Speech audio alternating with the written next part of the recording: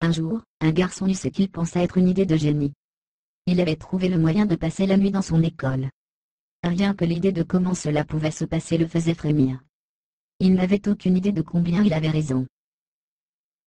Le problème principal était d'avoir la clé. Il ne pouvait pas juste se cacher dans les coins toute la nuit, il voulait explorer. Il voulait également localiser les meilleurs endroits dans l'école pour des activités comprenant n'importe quelle fille intéressée. Il se voyait déjà comme le roi du château de briques où il passait la majeure partie de son temps. Mais il lui fallait cette clé.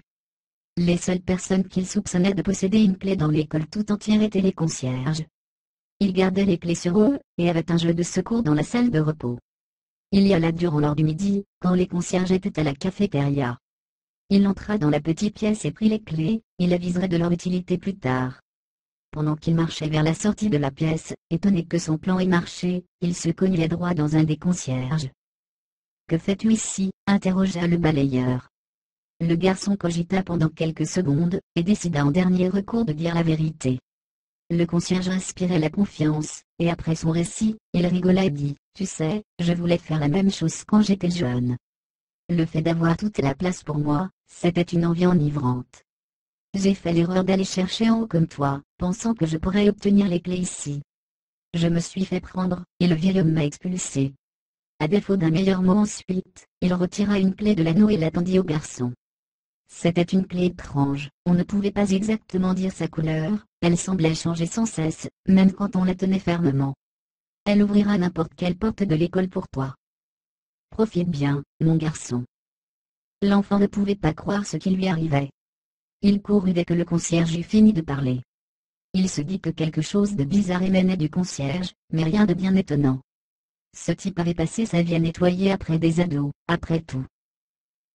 Cette nuit, notre garçon sortit du coin où il était caché. Il avait dit à ses parents qu'il dormait chez un ami, et avait pris soin de ne promettre à l'un d'entre eux un tour dans l'école s'il le couvrait. Il courut dans l'école, regarda ce que les profs gardaient dans leur casier, joua avec les produits chimiques du labo de physique, s'amusa en gros. Il n'eut aucun problème à ouvrir toutes les portes, casiers, et même pupitres. Il devait utiliser une lampe de poche à la place d'allumer les lumières, mais cela rendait la chose plus amusante. Lorsqu'il était autour de 3 heures du matin, il décida de dormir dans la salle du concierge. Il régla son réveil afin d'échapper parfaitement à toute personne, et se promit de ne plus jamais recommencer si quelqu'un l'attrapait. Il choisit cet endroit car si le concierge l'attrapait, il aurait moins de problèmes qu'avec une autre personne. Il se réveillait tôt. Il entendit soudain des pas, sans pouvoir dire d'où ils venaient. Une odeur émanait du couloir, mais le garçon n'arrivait pas à l'identifier malgré le fait qu'elle lui semblait familière. Il alluma sa lampe de poche, la pointa autour de lui et vit une silhouette sombre. Il cria et fit tomber sa lampe de poche, qui se cassa. Il la ramassa et se prépara pour aller affronter l'inconnu, mais se rendit compte que c'était simplement son manteau qu'il avait accroché dans un coin. Imbécile, se dit-il à lui-même. Maintenant que la lampe était cassée, il se rendit compte qu'il faisait plus clair.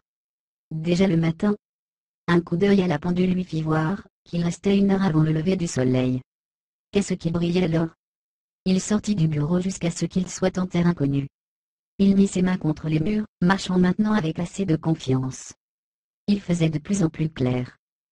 Soudain sa mère revint. Si la silhouette dans le coin était son manteau, d'où venaient les pas? Il se stoppa et se retourna. Il vit une ombre derrière lui. Elle portait son manteau.